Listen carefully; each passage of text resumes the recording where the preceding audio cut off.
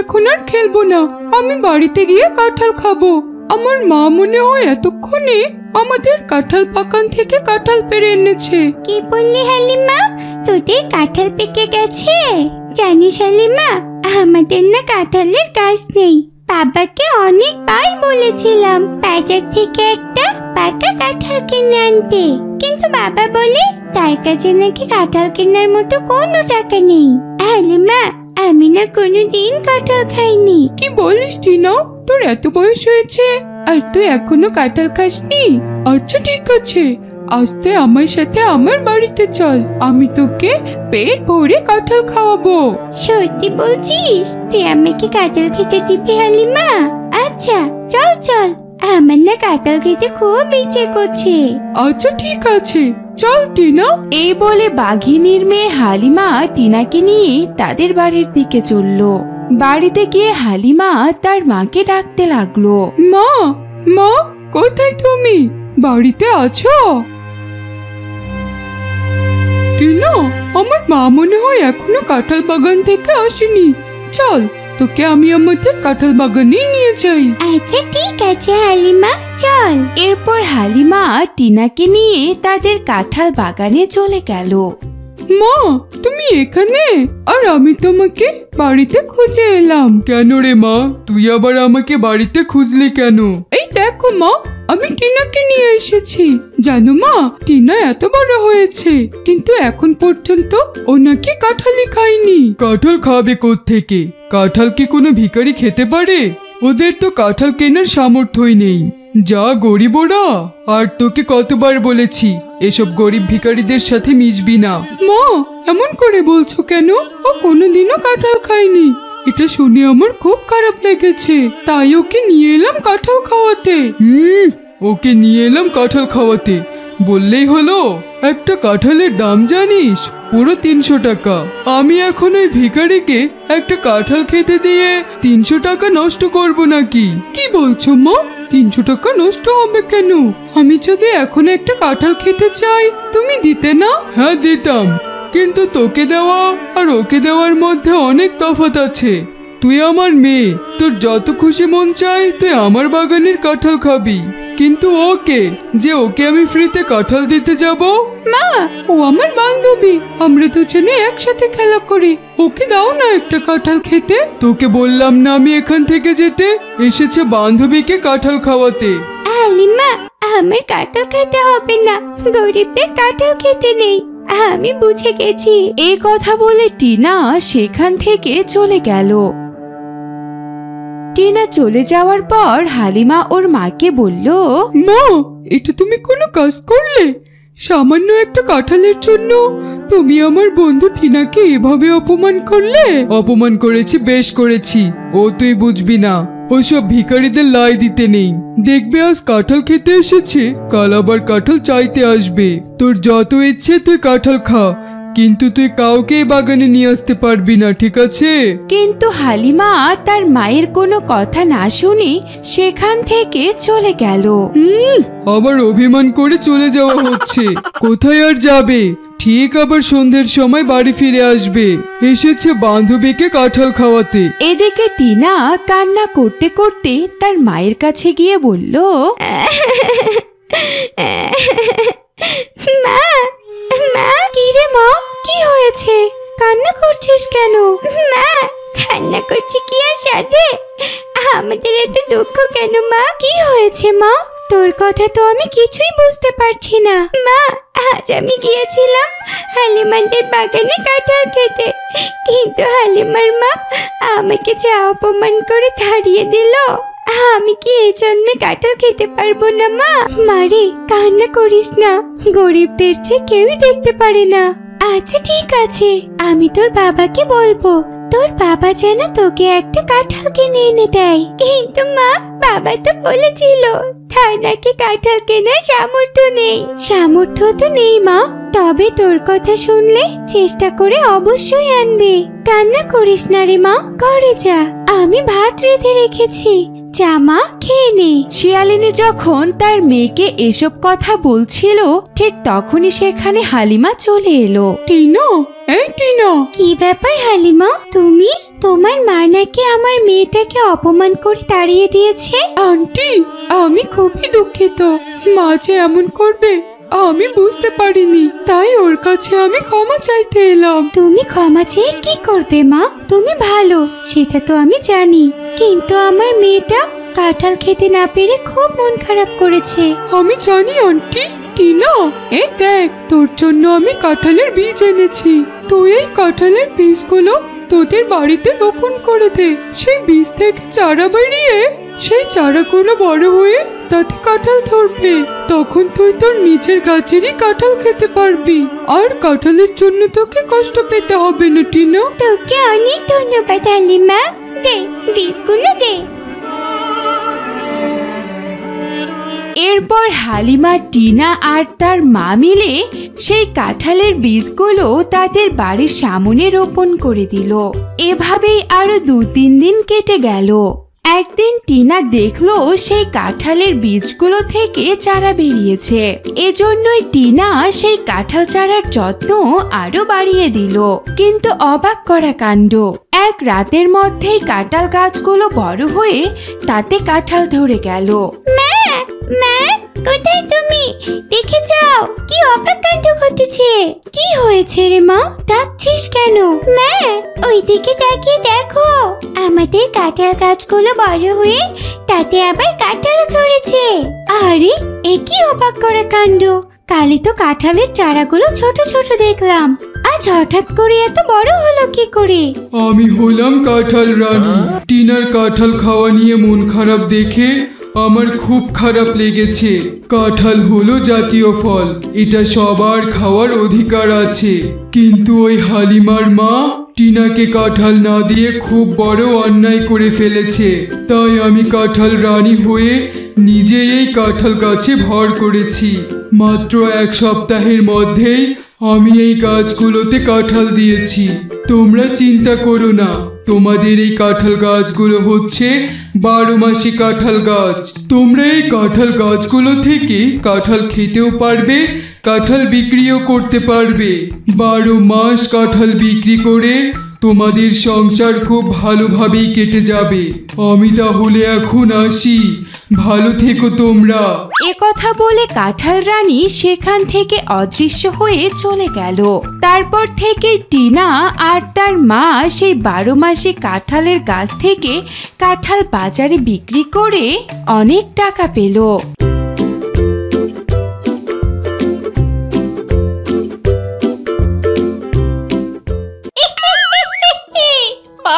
তুমি তো দেখছি দারুণ কাজ করেছো। যেতে না যেতে একটা কচি হাতছানাকে ধরে আমার খাওয়ার জন্য নিয়ে এসেছো। দাও বউ দাও, হাতছানাটাকে আমি মজা করে খাই। এসব তুমি কি বলছো? আমি কি হাঁসের ছানাটিকে তোমার খাওয়ার জন্য নিয়ে এসেছি? কি বলছো কি বউ? ওকে আমার খাওয়ার জন্য নিয়ে আসোনি, তাহলে কার খাওয়ার জন্য নিয়ে এসেছো? আমি তো তোমার কথা কিছুই বুঝতে পারছি না বউ। ও, তুমি মনে হয় জানোই না, আমাদের যে বিয়ে হওয়ার 10 বছর হয়ে গেল, এখন পর্যন্ত একটা সন্তান দিতে পারলে না। আমি কি সারা জীবন মা ডাক শুনতে পারবো না? বউ, এসব তুমি কি কথা বলছো? আমি তো চেষ্টা করছি, কিন্তু আমাদের যদি সন্তান না হয় তাহলে এখানে আমার কি করার আছে বলো? তোমার যেহেতু কিছুই করার নেই, তাহলে তুমি এই হাঁসের ছানাকে খাওয়ার কথা ভুলে যাও। ও আজ থেকে আমাদের বাসায় থাকবে, ও আমার সন্তান। যদি কখনো ওর দিকে লোভ লালসার চোখে তাকিয়েছো, তাহলে সেদিনই হবে তোমার এই জঙ্গলের শেষ দিন। আমি তোমাকে সোজা কবরে পাঠিয়ে দেব, বুঝেছো? যাও, এখন কথা না বাড়িয়ে নদী থেকে কিছু মাছ ধরে আনো, ওকে খাওয়াতে হবে। ওরে বাবারে, এখন বিপদে পড়লাম। আমার কাজ তো হচ্ছে মুরগি শিকার করে খাওয়া, আর বউ কিনা আমাকে পাঠাচ্ছে মাছ ধরে আনতে।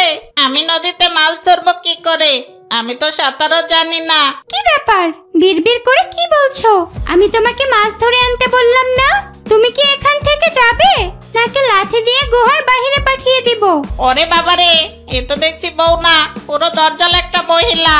নিজের স্বামীকে লাথি দিয়ে গুহার বাহিরে পাঠিয়ে দিতে চাচ্ছে। এখন আমার বউয়ের মেজাজ পুরো 2400 ভোল্টে আছে। এখন আর কোনো কথা বলা যাবে না। যাই দেখি নদীতে গিয়ে কোনো মাছ টাছ পাই কিনা। এই কথা বলে শিয়াল চলল নদীর দিকে। আর নদীর পাড়ে গিয়ে শিয়াল দেখলো নদীর পানিতে অনেকগুলো মাছ লাফালাফি করছে। ওরে মাইরি, এখানে তো দেখছি অনেক মাছ, কিন্তু এই মাছগুলোকে আমি ধরবো কি করে? ওরা তো পানির ভেতরে লাফাচ্ছে। মাছগুলো ধরতে গেলেই তো আমি পানির ভেতরে পড়ে যাব। তবুও দেখি একটু চেষ্টা করে দু একটা মাছ ধরতে পারি কিনা। এই বলে শিয়াল সেই মাছগুলো ধরার জন্য চেষ্টা করতে লাগলো। এদিকে দূর থেকে এই দৃশ্য ওই কুমিরটি দেখে ফেললো। আরে, এটা ওই দুষ্ট শিয়ালিনীর স্বামী না, যে আমার কাছ থেকে হাঁসের ছানাকে ছিনিয়ে নিয়ে গেছে? মনে হচ্ছে তো বেটা, ওই হাঁসের ছানাটিকে মাছ খাওয়ানোর জন্য নদীতে মাছ নিতে এসেছে, আর মাছ ধরতে গিয়ে পানিতে পড়ে গেছে। ভালোই হলো, ওই হাঁসের ছানাটিকে খেতে পারেনি, তাতে কি হয়েছে? ওই পাজি শিয়ালিনীর স্বামীকে খেয়ে তারই প্রতিশোধ নিব। যেমন ভাবনা তেমন কাজ। কুমির চলল সেই শিয়ালিনীর স্বামীর কাছে। এদিকে কুমিরকে দেখে তো দুষ্ট শিয়াল অনেক ভয় পেয়ে গেছে। ওরে বাবা রে, এ কি হয়ে গেল? ওরে বাবা, ওই কুমিরটা তো দেখছি আমার দিকেই আসছে। এখন আমি কি করি? হায় হায়, এখন যদি আমি তীরে না উঠতে পারি তাহলে তো ওই কুমিরটা আমাকে ধরে খেয়ে নিবে। দেখি একটু চেষ্টা করে তীরে উঠতে পারি কিনা। এরপর শিয়াল চেষ্টা করতে করতে নদীর তীরে উঠে গেল। আর তখনই সেখানে কুমির এসে পড়লো।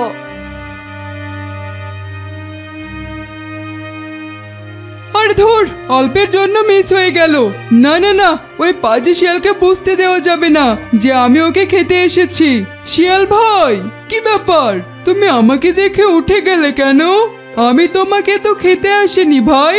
আমি দূর থেকে দেখছিলাম তুমি মাছ ধরার জন্য চেষ্টা করছিলে, কিন্তু পাচ্ছিলে না, তাই আমি তোমাকে সাহায্য করতে এসেছি।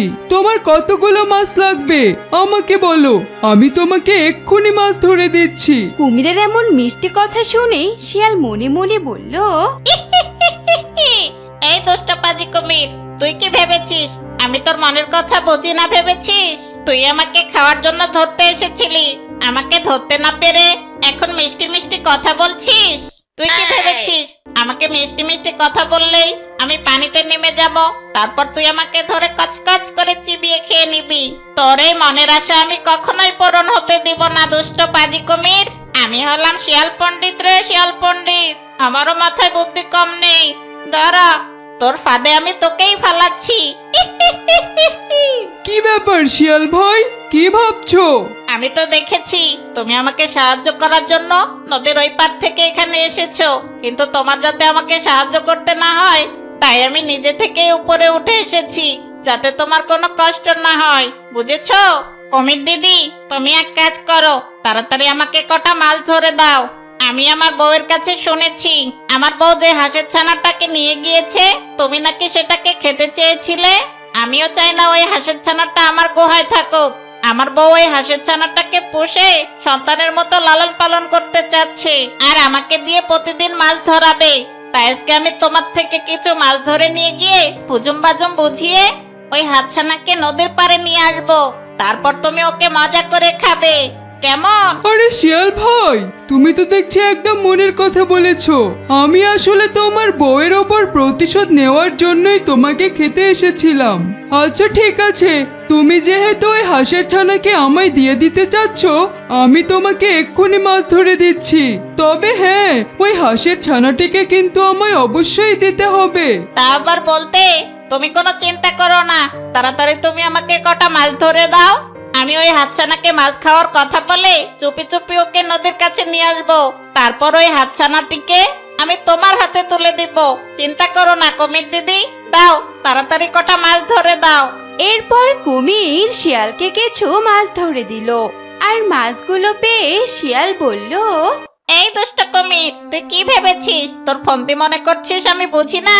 তুই তো তখন আমাকে খেতে এসেছিলি, কিন্তু খেতে না পেয়ে কথা ঘুরিয়েছিস আর ওই হাঁসের ছানাকে খাওয়ার চিন্তা করেছিস, তাই না? আমিও কম চালাক না, তোকে ভুজুম বাজুম বুঝিয়ে তোর থেকে মাছ কটা ধরে নিলাম। ওই হাঁসের ছানাটা এখন আমাদের নিজের ছানা হয়ে গেছে। তুই কি করে ভাবলি আমাদের ছানাকে আমি তোর হাতে তুলে দিব? থাক তুই তাহলে এখানে, আমি তাহলে এখন যাচ্ছি, টাটা বাই বাই। এই বলে শিয়াল সেখান থেকে চলে গেল। এদিকে মা হাঁসটি তার ডিমগুলো হারিয়ে এখনো কান্না করছে। আমার বিশ্বাস আমার ডিমগুলো এখনো ভালো আছে। এতদিনে নিশ্চয় ডিম ফুটে ছানাও বেরিয়েছে। আমার হাল ছেড়ে দিলে চলবে না। আমার যে আমার ছানাদেরকে খুঁজে বের করতেই হবে। যাই, বেরিয়ে পড়ি, দেখি আমি আমার ছানাদের সন্ধান পাই কিনা। এ কথা বলে হাসি তার ছানাদেরকে খোঁজার জন্য রওনা দিল।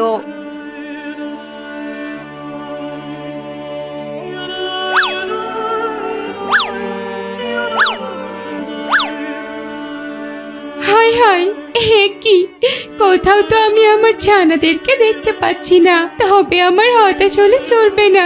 আমার মন বলছে ওরা এখনো বেঁচে আছে। আমাকে যে ওদের খুঁজে বের করতেই হবে। শিয়ালপাড়া জঙ্গলে হাসি আর হেনা নামে দুই হাসি বান্ধবী বাস করত। হাসির একটি মেয়ে ছিল, ওর নাম ছিল মিষ্টি। কিন্তু হেনার কোনো মেয়ে ছিল না। একদিন হাসি জঙ্গলে মাছ শিকার করতে যাবে, তাই সে হেনার কাছে এলো আর হেনাকে বলল, হেনা হেনা বাসায় আছিস? হ্যাঁ, আমি তো বাসাতেই আছি। তা বল, কি জন্য ডাকছিস? শোন বান্ধবী, তুই তো জানিস আমার এই মেয়ে ছাড়া পৃথিবীতে আর কেউ নেই। ওর বাবাকে তো জঙ্গলের দুষ্ট পাজি শিয়ালটা খেয়ে নিয়েছে। তারপর থেকে খুব কষ্ট করে মেয়েটাকে আমি বড় করে তুলছি। এই মাঝে মধ্যে তোর কাছে রেখে যাই একটু মাছ শিকার করতে। ওই পাজি শিয়ালের জন্য খুব ভয়ে ভয়ে থাকি। আজও একটু মাছ শিকার করতে যাচ্ছি। আমার মেয়েটাকে একটু দেখে রাখিস বান্ধবী। আরে বান্ধবী, তুই এভাবে বলছিস কেন? তোর মেয়ে কি আমার মেয়ে না? তুই তো জানিস আমার বিয়ে হওয়ার 10 বছর হয়ে গেল, কিন্তু এখন পর্যন্ত আমি একটা ছানারও জন্ম দিতে পারিনি। এই নিয়ে তোর দুলাভাই আমাকে প্রায় কথা শোনায়। তখন আমার খুব মন খারাপ হয়, আত্মহত্যা করতে ইচ্ছে করে। কিন্তু যখনই আমি তোর মেয়ের মুখটা দেখি তখন আমারও মনে হয় একদিন না একদিন আমারও সন্তান হবে। মন খারাপ করিস না বান্ধবী, আমি তো তোর কষ্টটা বুঝি। দেখবি খোদা একদিন অবশ্যই তোর পানে মুখ তুলে তাকাবে। আমি এখন আসি রে বান্ধবী। মা মিষ্টি, তোমার আন্টিকে কিন্তু একদম জ্বালাতন করো না। আমি যাব আর মাছ শিকার করে নিয়ে চলে আসব। আচ্ছা ঠিক আছে মা, তুমি আমাকে নিয়ে কোনো চিন্তা করো না, আমি আন্টির সাথেই থাকবো। এরপর হাসি সেখান থেকে চলে গেল। হাসি চলে যাওয়ার পর মিষ্টি তার হেনা আন্টিকে বলল, আন্টি, আমাকে একটু জঙ্গলে নিয়ে যাবে? মা তো আমাকে জঙ্গলে যেতেই দেয় না। আমি একটু জঙ্গলটা ঘুরে ঘুরে দেখতাম। কি বলো মিষ্টি, তুমি জঙ্গলে যেতে চাও? কিন্তু তোমার মা কি বলে গেল শুনুনি? জঙ্গলের ভেতরে পাজি দুষ্ট শিয়াল থাকে। দুষ্ট পাজি শিয়ালরা তোমার বাবাকেও খেয়ে নিয়েছে। এখন যদি তোমাকেও খেয়ে নেয় তাহলে তোমার মা কাকে নিয়ে বাঁচবে বলো? কিচ্ছু হবে না আন্টি, আমরা জঙ্গলে যাব আর একটুখানি ঘুরে চলে আসবো। তবুও মা, তোমার মা আমার কাছে তোমাকে আমানত হিসাবে রেখে গেছে। তোমার যদি কিছু হয়ে যায় তাহলে আমি তোমার মাকে কি জবাব দেব বলো? আন্টি, আমি বললামই তো আমার কিচ্ছু হবে না, আমি একটু নিয়ে চলো না আন্টি। আচ্ছা আচ্ছা ঠিক আছে, এত করে যেহেতু বলছো তাহলে আমি তোমায় নিয়ে যাচ্ছি, তবে কিন্তু বেশি সময় থাকবো না। আচ্ছা ঠিক আছে আন্টি। এই বলে হেনা হাসির মেয়ে মিষ্টিকে নিয়ে জঙ্গলের ভেতরে চলে গেল। আর মিষ্টি ঘুরে ঘুরে জঙ্গলটা দেখতে লাগলো। বাহ, কত সুন্দর জঙ্গল। আর আমার মা কি না এই জঙ্গলে আমার আসতেই দেয় না। মা মিষ্টি, তোমার জঙ্গল দেখা শেষ হয়েছে? এখন তাড়াতাড়ি চলো। আর একটু থাকি না আন্টি, ভালোই তো লাগছে। না মা, আর থাকা যাবে না। শিয়ালরা টের পেয়ে গেলে খুব বিপদে পড়তে হবে। এই কথা বলে হেনা জোর করে হাসির মেয়ে মিষ্টিকে নিয়ে তার বাসায় চলে এলো। কিছুক্ষণ পর জঙ্গলের এক হরিণী একটি মাছ নিয়ে হেনার কাছে চলে এলো। হেনা দিদি, হেনা দিদি, বাসায় আছো? আরে এ কি হরিণী দিদি, তুমি এত বড় মাছ কোথায় পেলে? আরে হেনা দিদি, তুমি কি ভুলে গেছো? তুমি না সেদিন দুঃখ করে বললে তোমার সন্তান হয় না? তাই আমি 7 জঙ্গল পার হয়ে এক সাধু বাবার কাছ থেকে মাছকে মন্ত্র পড়ে এনেছি। এটা আজ রাত 12টার সময় তুমি খালি পেটে খেয়ে ফেলবে। দেখবে আল্লাহর কৃপায় অবশ্যই তুমি ডিম দিতে পারবে, আর ডিম ফুটে তোমার ছানাও বের হবে। ধন্যবাদ দিদি, তুমি আমার এত বড় উপকার করলে। সেদিন তো শুধুমাত্র তোমায় মন খারাপ করে কথাগুলো বলেছিলাম, আর তুমি আমার সেই কথা শুনে 7 জঙ্গল পাড়ি দিয়ে এই মন্ত্র পড়া মাছটি এনেছো। তোমায় কি বলে যে ধন্যবাদ দিব হরিণী দিদি? আরে ধন্যবাদ দিতে হবে না দিদি, এই পরে মাছটি খেয়ে তোমার যদি সন্তান হয় তাহলেই আমি অনেক খুশি। না দিদি, আমায় এখন যেতে হবে। গহি আবার আমার ছানাকে একা রেখে এসেছি। বলো তো চাই না ওই পাঁচে দুষ্ট শিয়ালটা কখন কি করে বসে। আচ্ছা ঠিক আছে দিদি, যাও তাহলে। এরপর হরিণী সেখান থেকে চলে গেল। আর হরিণী চলে যাওয়ার পরে হেনা সাধু বাবার মন্ত্র পড়া মাছটি নিয়ে গুহায় চলে গেল। কিছুক্ষণ পরেই হাসি ফিরে এলো। মা মিষ্টি, মিষ্টি কোথায় রে মা? মা তুমি চলে এসেছো? ও মা, আজ থেকে অনেকগুলো মাছ এনেছো। হ্যাঁ রে মা, অনেক কষ্টে মাছগুলো শিকার করে আনলাম। হেনা নে, তুইও এখান থেকে কয়েকটা মাছ নে। আমি আর আমার মেয়ে এতগুলো মাছ খেতে পারবো না। আরে না না বান্ধবী, আমার মাছ লাগবে না। একটু আগেই হরিণী দিদি এসে আমায় বড় একটি মাছ দিয়ে গেছে, বলেছে মাছটি খালি পেটে খেতে। কি বলিস না? হরিণী আবার তোকে মাছ দিয়ে গেল কেন? আমার যে সন্তান হয় না, এই দুঃখের কথা কিছুদিন আগে হরিণী দিদিকে বলেছিলাম। হরিণী দিদি সেই কথা শুনে 7 জঙ্গল পাড়ি দিয়ে এক সাধু বাবার কাছ থেকে এই মাছ পড়াটি এনেছে, আর বলেছে মাছটা রাত 12টার পর খালি পেটে খেতে। ও, এ তো খুবই ভালো কথা। আমিও চাই তোর একটা সন্তান হোক। তোর সন্তান নাই বলে তুলাবাই রাগ করে বাসা ছেড়ে চলে গেছে। আচ্ছা ঠিক আছে বান্ধবী, সময় মতো সাধু বাবার দেওয়া মাছ পড়াটা খেয়ে নিস। আমি তাহলে মিষ্টিকে নিয়ে গেলাম। আচ্ছা ঠিক আছে, নিয়ে যা। এভাবে বিকেল গড়িয়ে রাত হয়ে গেল। রাত 12টার পর হেনা সেই সাধু বাবার দেওয়া মাছটি খেয়ে নিল। এমনি করে বেশ কিছুদিন কেটে গেল। হঠাৎ একদিন হেনা একটি ডিম দিয়ে ফেললো। আরে এ কি, আমি ডিম দিয়েছি? ওরে বাবা, পুরো 10 বছর পর আমি একটা ডিম দিতে পারলাম। মনে হচ্ছে তো ওই সাধু বাবার মাছ পড়াটা কাজে লেগেছে। আমি আজ খুব খুশি। এবার তাহলে আমি আমার সন্তানের মুখ দেখতে পারবো। হেনার ডিম দেওয়ার কথা শুনে হাসি হরিণী সবাই অনেক খুশি হলো। এভাবে আরো বেশ কিছুদিন কেটে গেল। হেনা আরো কয়েকটি ডিম দিয়ে তাই বসেছে। আজ হেনার ডিম ফুটে 3টে ছানা হয়েছে। ও কত সুন্দর ছানা 3টে, ঠিক দেখতে আমার মতো। আমি যে কি খুশি হয়েছি। এদিকে হেনার ছানা জন্মের কথা শুনে হেনার স্বামী হাসাও হেনার কাছে ফিরে এলো। সে এখন অনেক খুশি। এরপর থেকে হেনা তার স্বামী আর 3 সন্তানকে নিয়ে সুখে শান্তিতে দিন কাটাতে লাগলো।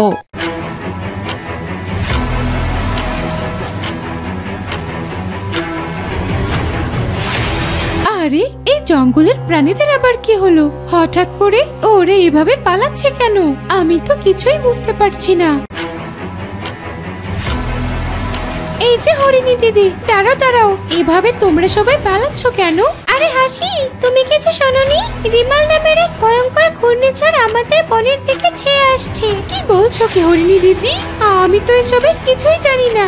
জানবে কিভাবে? সারাদিন বাসায় বসে বসে টিমে তা দিলে কি দুনিয়ার খবর জানবে? কিন্তু তোমরা যাচ্ছ কোথায় দিদি? আরে যাচ্ছি কোথায় আবার? তুমি জানো না জঙ্গলের প্রাণীদের জন্য একটা আশ্রয় কেন্দ্র খোলা হয়েছে?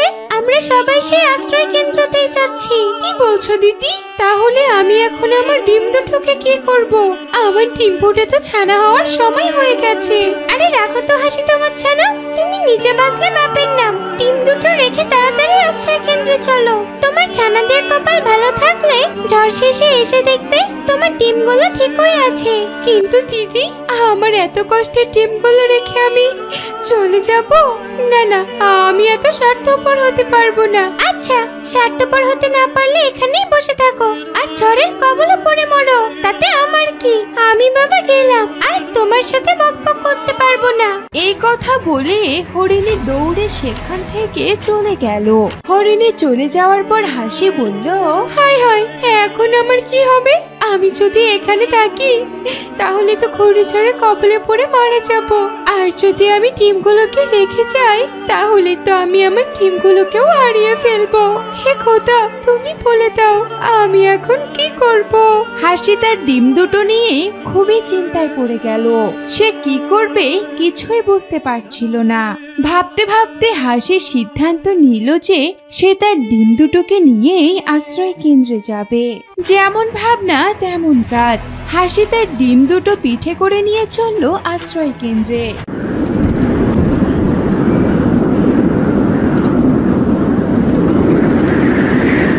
ওরে বাবারে, কি শুরু হলো?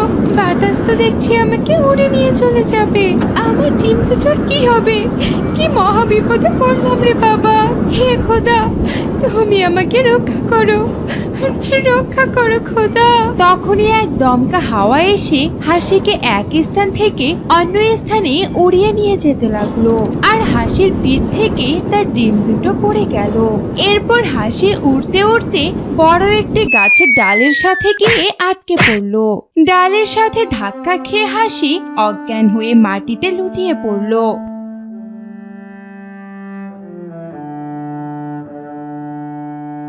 আরে ওটা হাসি না? হাসি, এই হাসি, এই আবার মরে টরে গেল নাকি? ও, ঝড় বৃষ্টি থেমে গেছে।